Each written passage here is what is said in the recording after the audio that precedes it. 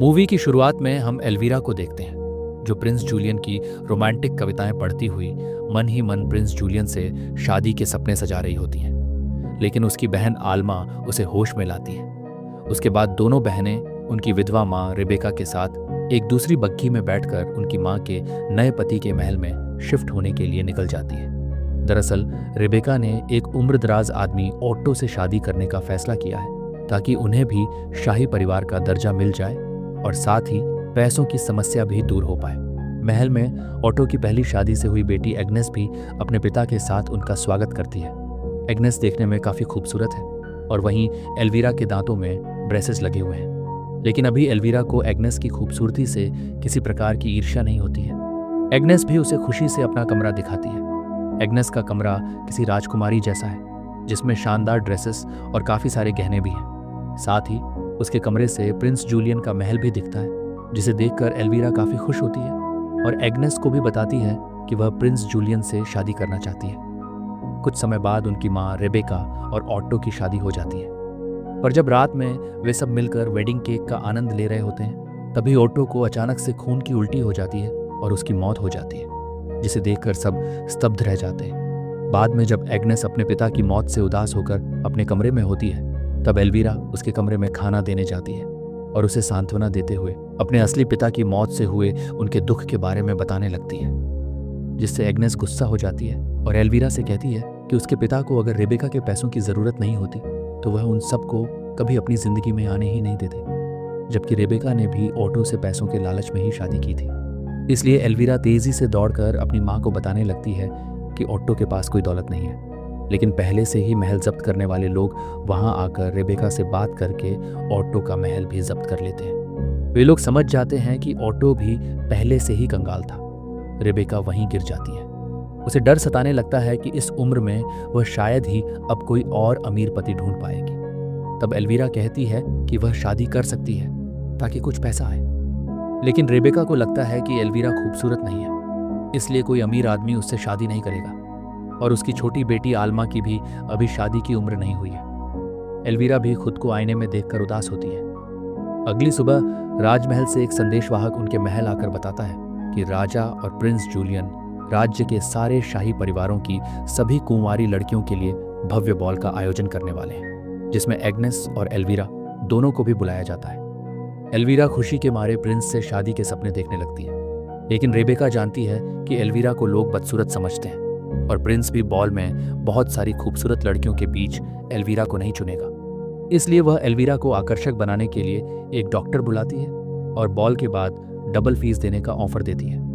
पहले एल्वीरा के ब्रेसेस निकाले जाते हैं, जिससे एल्वीरा काफ़ी हद तक खूबसूरत भी दिखने लगती है, लेकिन डॉक्टर उसकी नाक का आकार भी बदलना चाहता है, जिसमें रेबेका भी उसका साथ देते हुए नाक की एक डिज़ाइन चुन कर देती है और डॉक्टर एक दर्दनाक तरीके से उसकी नाक की हड्डी तोड़कर नाक को नया आकार देने लगता है। एल्वीरा की चीखें सुनकर उसकी बहन आल्मा भी डर जाती है, लेकिन रेबेका को इससे कोई फर्क नहीं पड़ता है। इसके बाद एल्वीरा की नाक का आकार सही होने के लिए उसे मेटल की नोज ब्रेस पहनाकर राजमहल के तौर तरीके सिखाने के लिए एग्नेस और बाकी सारी लड़कियों के साथ राज्य के सबसे बेहतरीन फिनिशिंग स्कूल में भेजा जाता है, जहां स्कूल की हेड मिस सोफी उन्हें बताती हैं कि बॉल में एक शाही डांस होगा, जिसमें उनके स्कूल की किसी एक लड़की को ही प्रिंस और राज्य के सारे शक्तिशाली लोगों के सामने डांस करने का मौका मिलेगा और उस लड़की का सिलेक्शन उनकी डांस टीचर मैडम मांजा करेगी। उसके बाद मैडम मांजा सारी लड़कियों को डांस सिखाने लगती है, जिसमें एल्वीरा सबसे सामने खड़ी होती है,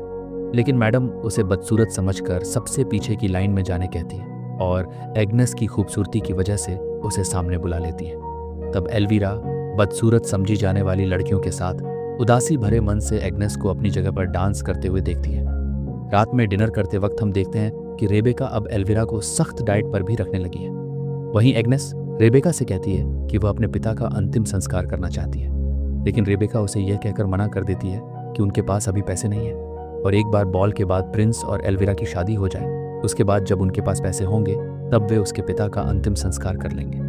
लेकिन एग्नेस भी रेबेका पर गुस्सा होती है, क्योंकि वह उसके पिता के अंतिम संस्कार के अलावा बाकी सारी बेवजह की चीज़ों पर पैसे खर्च कर रही है और उदास होकर अपने मृत पिता से मिलने जाती है, जिसे अभी तक दफनाया भी नहीं गया है और उसकी लाश सड़ने भी लगी है।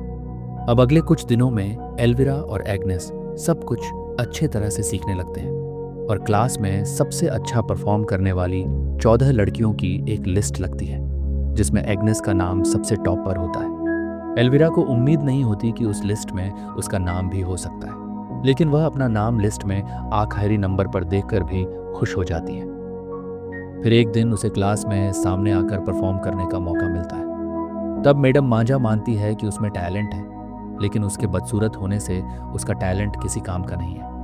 वह यहाँ तक बता देती है कि उसने कभी नहीं चाहा कि एल्विरा उस लिस्ट में हो, लेकिन उसकी माँ ने पैसे देकर उसे यहाँ बनाए रखा। एल्विरा अब अपने बदसूरत होने की वजह से और भी हताश होने लगती है, लेकिन डांस स्कूल की हेड मिस सोफी एल्विरा की भावनाओं को समझती है और उसे मोटिवेट करने की कोशिश करती है और कहती है कि प्रिंस उसकी बाहरी खूबसूरती देखकर नहीं, बल्कि वह उसे मन की खूबसूरती देखकर पसंद करेगा।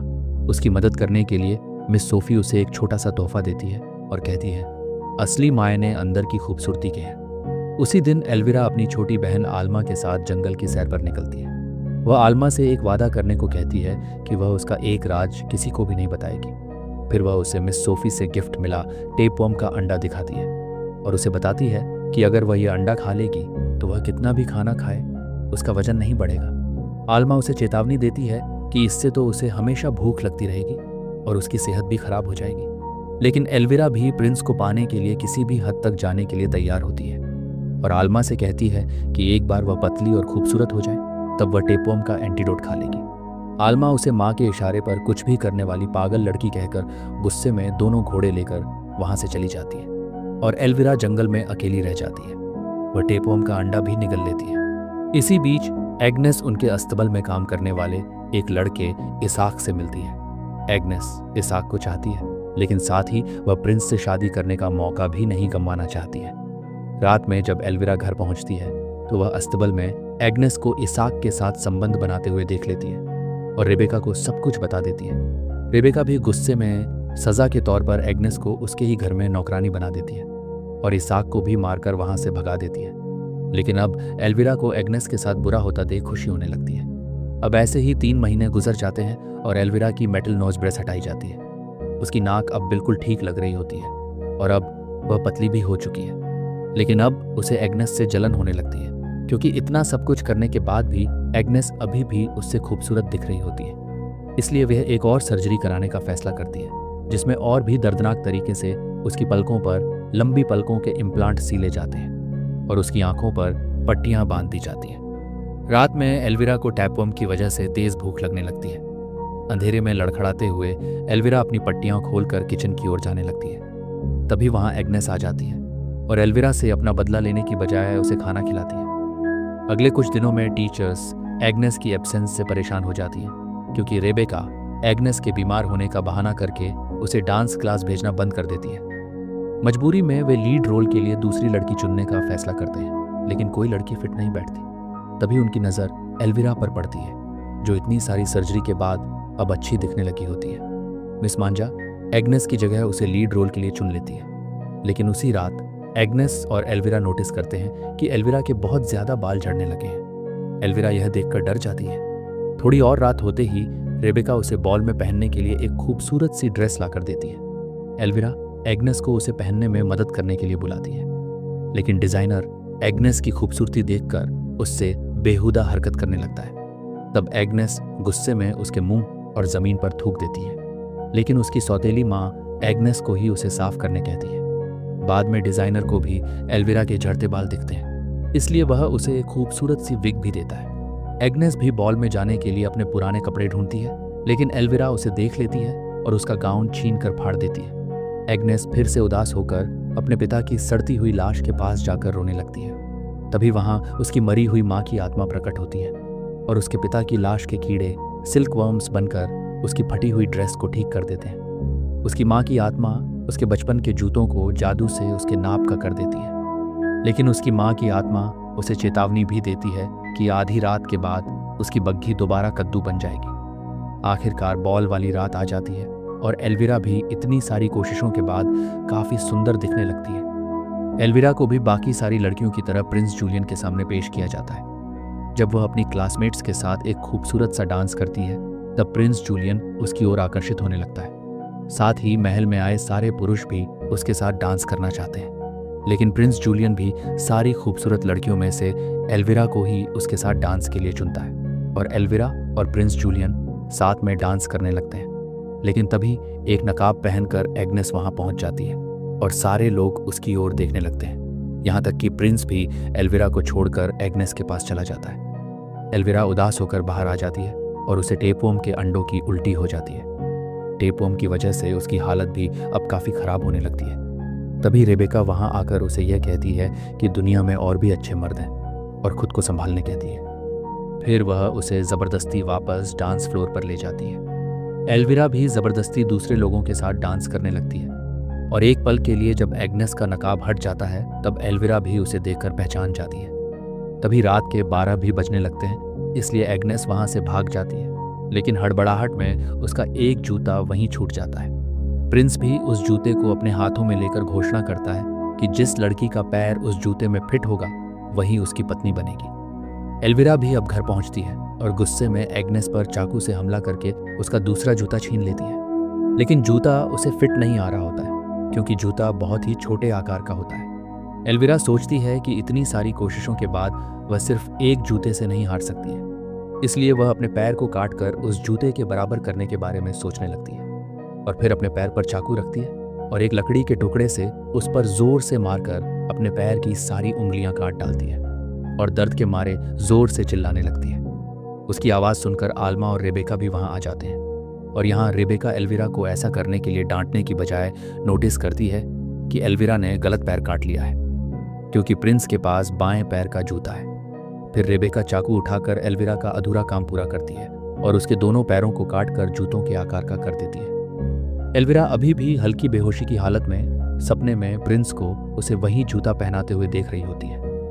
अगली सुबह जब एल्विरा होश में आती है उसे बाहर प्रिंस के आने की आवाज़ें सुनाई देती हैं। वह खून से लथपथ पैरों से ही खुद को घसीटकर नीचे लाने की कोशिश में फिसलकर सीढ़ियों से नीचे गिर जाती है, जिससे उसकी नाक टूट जाती है और उसके दांत भी चटक जाते हैं। और तभी एग्नेस उसे सामने से गुजरती हुई प्रिंस के पास जाती हुई दिखती है। उसका जूता उसे फिट बैठता है, इसलिए प्रिंस भी उसे खुशी से मेरी राजकुमारी मिल गई कहता है और एक ही पल में एल्विरा का सारा दर्द, सारे बलिदान, सब कुछ व्यर्थ हो जाता है। उसके सारे सपनों का भी अंत हो जाता है। हार मानकर एल्विरा आखिरकार आल्मा के कहने पर टेपवर्म का एंटीडोट पीती है, जिससे उसे बहुत दर्द होता है और भयानक उल्टी के साथ टेपवर्म बाहर निकलने लगता है।